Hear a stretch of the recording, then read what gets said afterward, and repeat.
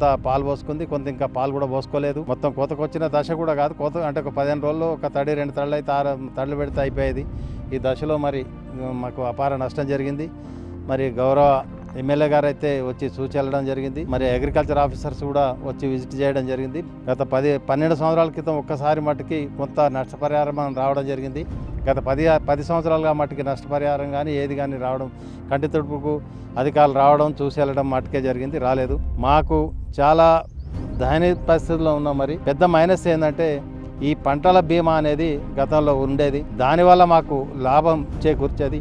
కేంద్రము ప్లస్ రాష్ట్ర ప్రభుత్వాలు వారిద్దరి పంచాయతీలో ఈ ఫసల్ బీమాను అమలు చేయక, క్రాప్ ఇన్సూరెన్స్ కట్టక, బ్యాంక్ లోన్ కానీ ఏది మేము కట్టే పరిస్థితులు లేము. మరి అధికారులు తక్షణమే స్పందించి మరి ఈ ఉన్న ప్రభుత్వం కూడా మాకు తక్షణం స్పందించి నష్టపరిహారం చెల్లిస్తారని ఆశిస్తున్నాం.